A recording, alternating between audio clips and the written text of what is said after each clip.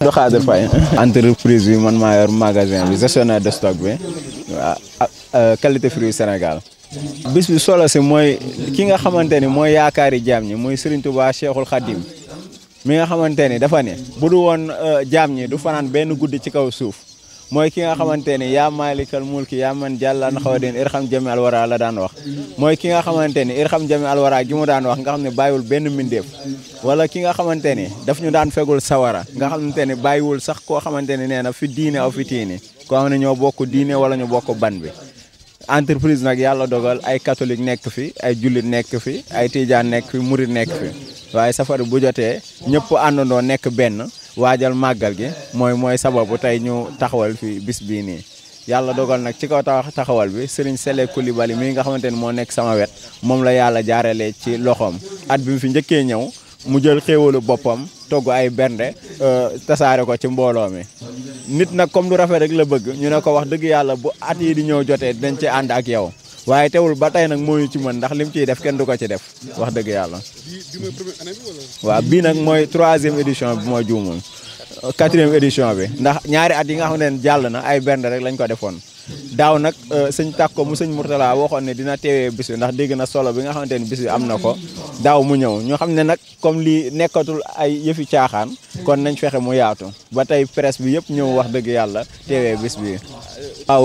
message bu am solo la ndax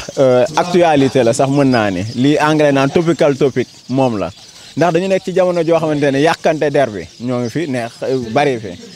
kenn ku ci nekk yaa ngi lëlmbët sa lu bonu morom ba tey nga xawi suturaam kenn amatul ngor kenn amatul jom kenn amatul kersa bien vrai que kër yi nag waajur yi ñoo ngi yar waaye bu ñu yaree réseaux sociaux yi day jël wàllam mbedd bi jël wàllam école jël wàllam daanaka moo tax fi mu toll ni kersa amatul jom amatul saaga kilifa ak saaga keneen nga yemale maanaam boo nekkee sa biir nekk sax yaa ngi def ay selfie yoo xamante ne li ngay sol tegginewul nga yaakaar ne da ngaa nëbbu te fekk après àddina moo koy gis kon jikko yu yàqu yi nga xamante ni moom moo xew ci jamono xew ci Sénégal bi nga xam ne xamee wuñ ko fa moo tax sëriñ bi di ñu si soññaat dañu ko fàttali ndax bis bi nag loolooy solo si bis bi bu ñu toogee dañuy fàttali ndax fa zakkir inna zikra tanfa'ul mu'minin du si xaar boobee nag moom laay wax ndax yàlla dogal na yor naa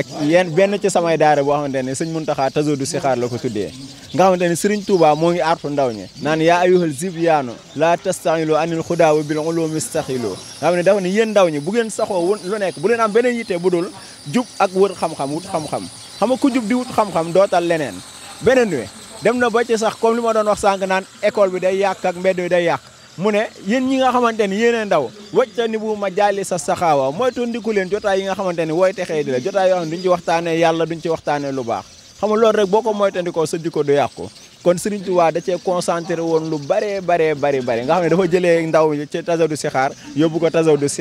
sixaar tasawdu subaan nga xam ne kon Serigne Touba ñoroon na ko lool na jafe nag waaye nag Serigne bee ko jar nga xam ne tey ñu ci bari ñoo ngi conseillé waaye ñëw nañ Serigne bi jógee ba Touba ñëw tey nga xam ne États-Unis sax la jógee dafa wàcc Sénégal fan yi passé daal di woote ne bis ba ndax de ni ngeen ko jàppe woon ni ngeen ko jàpp ñu ne ko waaw koy Mbàkke mu ne kon dinaa ñëw ni ma ko defee woon ba muy ñëw yàlla dogal na moo ngi taw waaye daa xuus ci taw bi ñëw ci bis bi tey waaw yoon wi pour jafe-jafe yi ñoo ngi sàkk ñu defaral ñu ko wax dëgg yàlla ndax yoon wi yàgg na trop du tey yoonu Morolan diggante Morolan Njaay bopp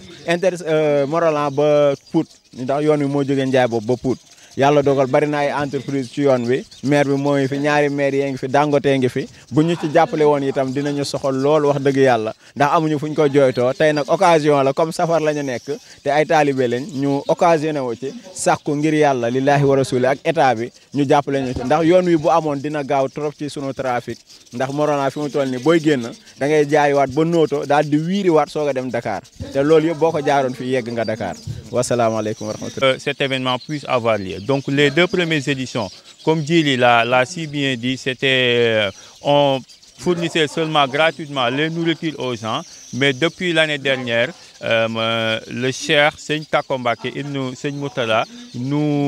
nous a gratifié de venir assister à cet événement. Donc depuis l'année dernière, c'est lui qui choisit la date et nous on se prépare en conséquence pour l'accueillir. Donc comme toi, il y a les conférences, il y a les chants religieux et surtout il y a les berndes, comme on aime si bien le dire. L'éducation c'est la base, c'est la base, c'est le socle de toute société. Donc